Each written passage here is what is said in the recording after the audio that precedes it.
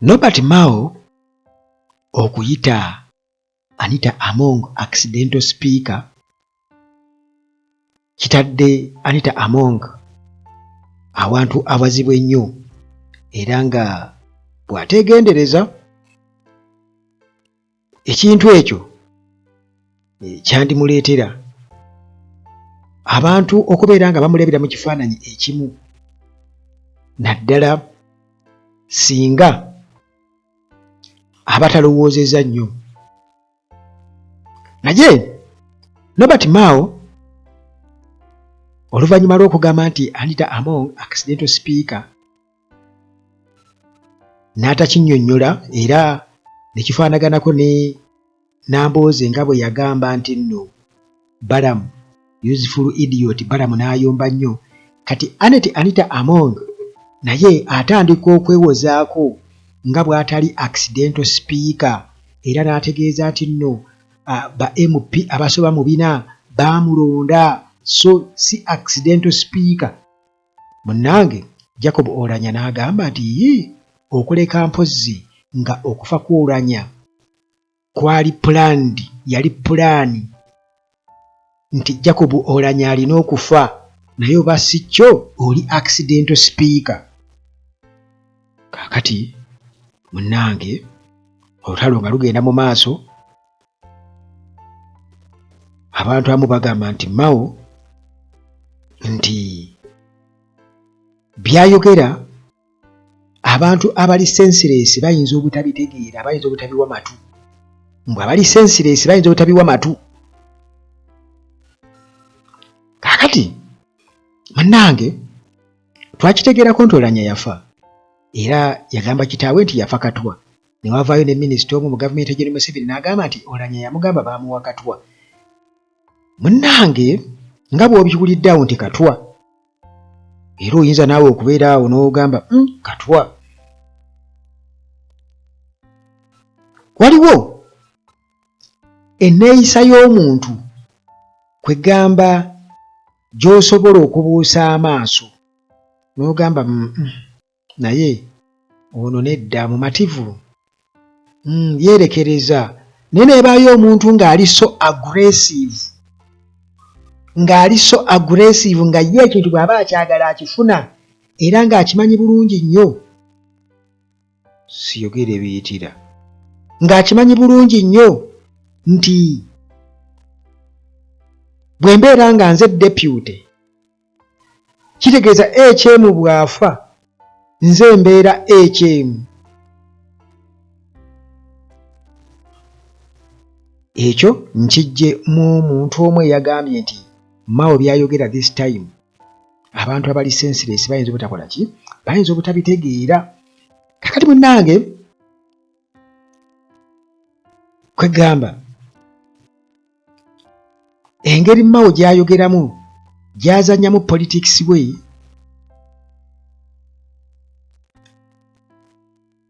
bwe kitaba nti kati essaawa eno ebintu byonna biri questionable, byayogera n'abirekawo mu bbanga, tetumanyi lwaki buli kaseera aba akomyawo ekintu ky'Oulanya ono naddala nga ayogera ku Anita Among mu kampeyini y'okubeera sipiika aleeseemu nnyo Oulanya.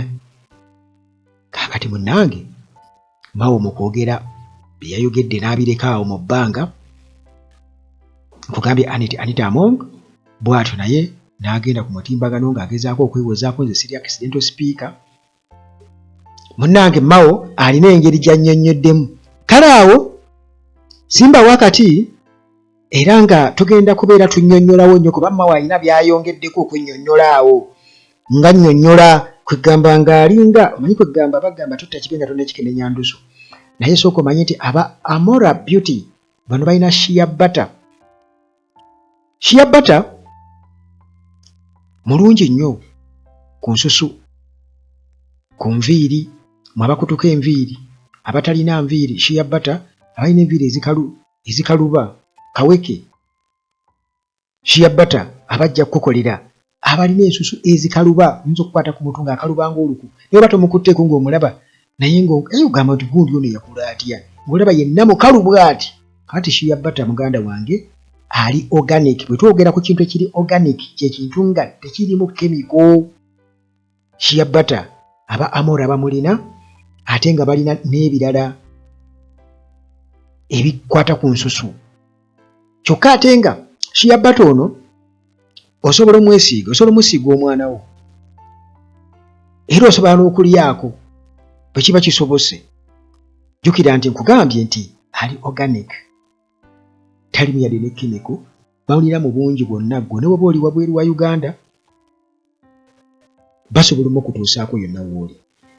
Maintenance palace bano balina solar systems gwe ze wali badde weetaaga mu bulamu bwo okusobola okuwona ennaku ey'amasannyalaze e Uganda. Museveni atugamba nti bukaseera baba bongeddeko ku bungi bw'amasannyalaze, naye amasannyalaze gabeera gavaako tetumanyi oba transformers enfu nga amasannyalaze weegali nga transformers enfu awo tetumanyi. Kakati awo munnange aba maintenance palace solar systems ze balina zisobola kuwonya bulungi nnyo okubeera nga ate tovaako ku masannyalaze ag'enjuba. Balina ebyamazzi n'ebyamasannyalaze byonna ne ttiimu ez'abakugu esobola okuyambako okubeera nga babiinstoolinga. Hillside View Apartments bano basange ejjanyu ku kyaki kisangibwa ku Entebbe Road. Bw'otuuka e Namulanda ekitende oba ekajjansi buuza ejjanyu ku kyaki yewa gy'ogenda okusanga Hillside View Apartments ennungi enjoyoto bulungi ennyo. Transport eva ku airport wa bwereere naawe wali okumpimpi. Dokita waali wano ku Uganda atalaaji tofa na birwadde. Ennamba ginsabe yita ku nnamba yange esembyayo 73 awo kwezo uginoonya awo ku mboozi ojja giraba. Esembyayo 73 endala esembyayo 1015 sooka ogyeesonyiwe ku WhatsApp osobola okunkubiraku zonna nzikwata naye WhatsApp kozesa esembyayo 73. Kakati munnange tugende ku bigambo bya Mao. Mao ayogedde ki? Munnange Mao ng'akyakirimirako nti Anita Among ono accidental speaker. Naye nga tannakinnyonnyola yakyogera bw'atyo. Baali mu press conference wali ku DP headquarters.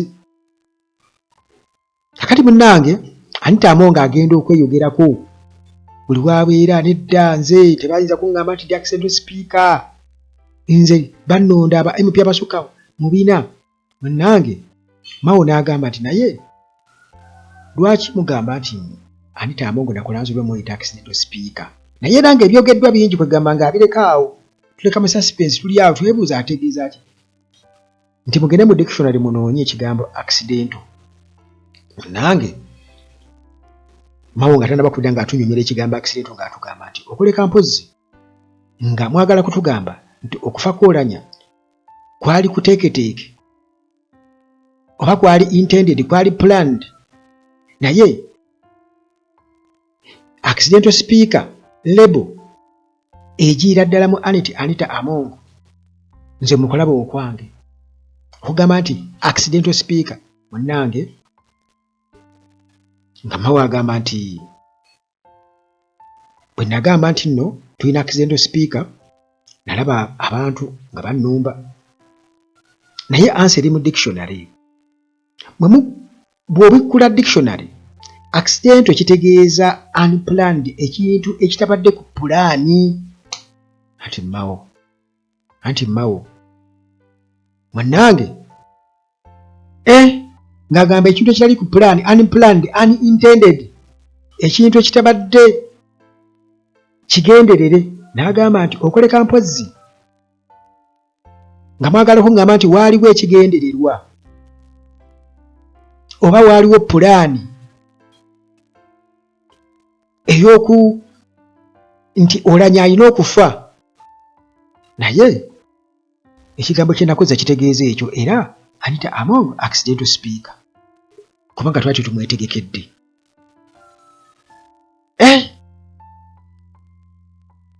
Nti mpozi nga mugamba nti okufa kwa Oulanya kwali planned.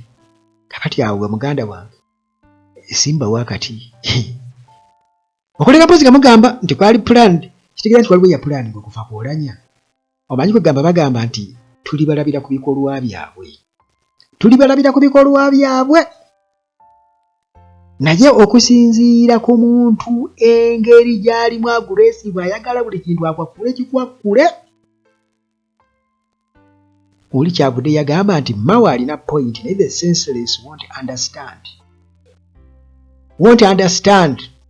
Munnange okufa kwa Oulanya kwasigala mu bibuuzo bingi nnyo ne mu debates ez'enjawulo n'okutuusa kati tukyakyogerako. Taata we yagamba nti munnange omwana wange yagamba baamuwa butwa ne yali minisita Kiwanda eka nnyini n'atugamba nti Jacob Oulanya yamugamba nti baamuwa obutwa, baamuwa akatwa akaddala.